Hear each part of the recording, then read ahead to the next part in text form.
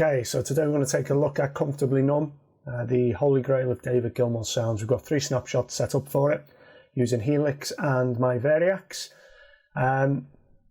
First one we're going to look at is the acoustic, and I'll go through them preset by preset or snapshot by snapshot. So the acoustics on Comfortably Numb, which come in when Gilmour is singing, it was a modified Nashville acoustic. It sounds like there's a couple going on, the multi-tracked. So it's the usual preamp setup. Going down into a pitch echo to give some variance. It makes it sound like it's double tracked a little bit. And then into a bit of reverb. So to get the Nashville type thing, I'm on acoustic 5 on the Variax. Leaving the noise gate on and stuff because it doesn't subtract anything. Then the low E, the A, the D and the G string are all tuned up an octave. Now the modified Nashville that Gilmour used, the actual low E was replaced with a high E string.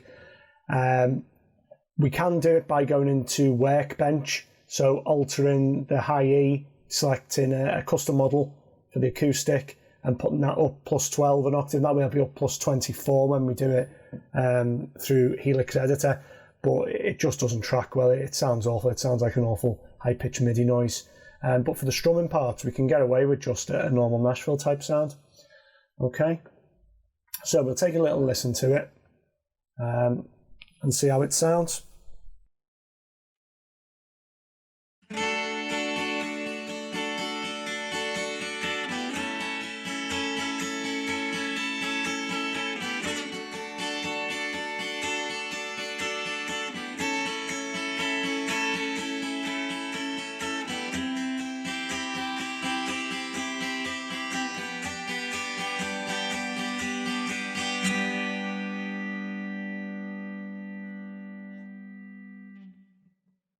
Okay, so there we go. So the next one we're going to look at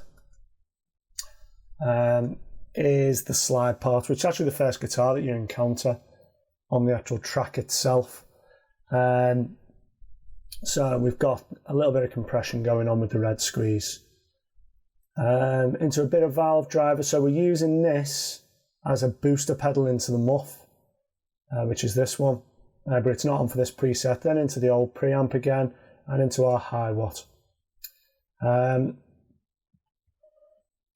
So just sort of standard sort of Gilmour-ish settings really. My usual affair. That shouldn't be on for this, so we'll turn that off. Save. Got dual cab set up like always. 57 on each, 1 an inch off, 1 12-inch off with early reflections. Then quite a bit of delay on it. 35% feedback, 50% on the delay, and we're using the transistor tape as it fits the period when it was recorded, then into some reverb. So we'll take a listen to this part, and we're using Spank 5 for this.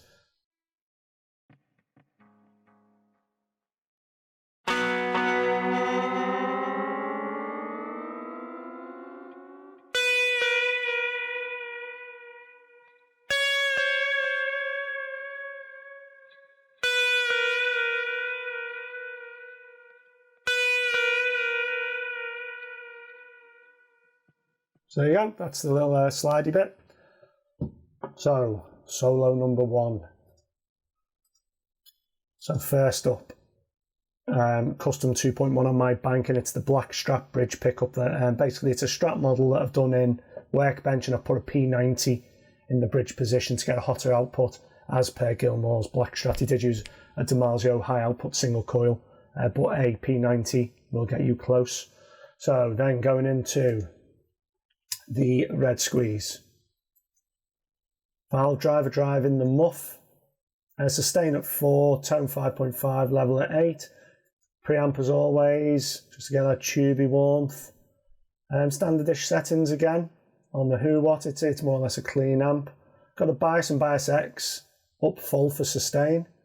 Then we're going into the mimic pedal. It does sound like it's doubled on the recording, so give a bit of variance. Loads of modulation going on. So on the top line, the split, it's split 50% either way. We've got the quarters and flange. Now, doing a bit of reading, the Electric Mistress allegedly wasn't around at the time. However, I think I can hear it in the recording. So we've chucked that one up here, and then our dual cab. Down on this one, bypassing the cab, the rotary vibe. So we used a Yamaha RA 2000 or 200, something like that. So there's definitely the rotary thing going on. So we've got that set up at 100%. Then something EQ, basically boosting the mids at around 1.6 kilohertz. Dropping some lows out of it and dropping some highs out of it. Then chucking on some more modulation. Got some chorus. Sort of standardish settings. Everything's set up for note sync to 64 beats a minute as per the track. And going into some delay. 35% feedback, 16% on the mix, not loads. And then into some reverb. So, let's take a listen to this and see how it sounds.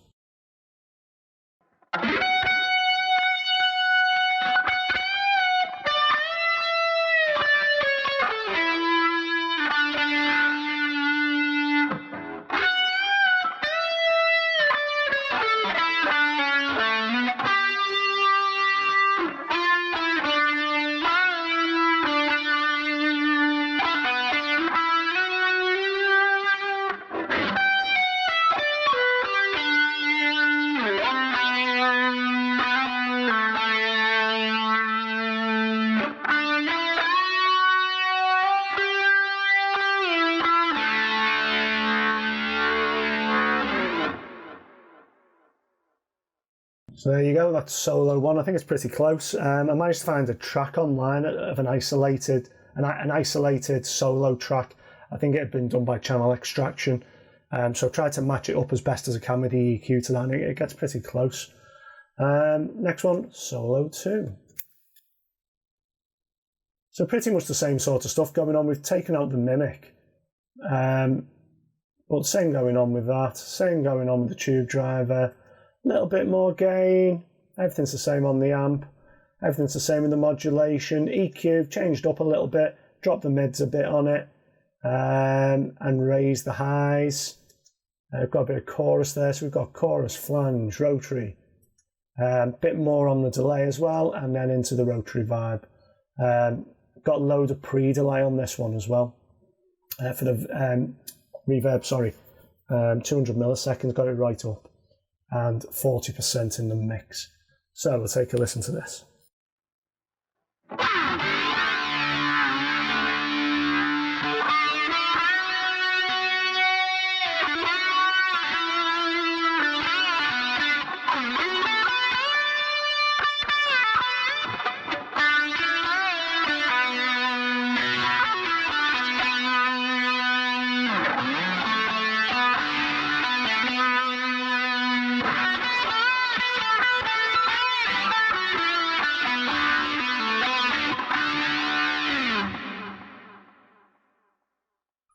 So there you go, a little bit of solo 2.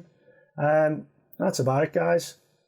If you like it, give me a big thumbs up, put something in the comments box, subscribe. Any requests, let me know via the comments, and I'll be back with more later.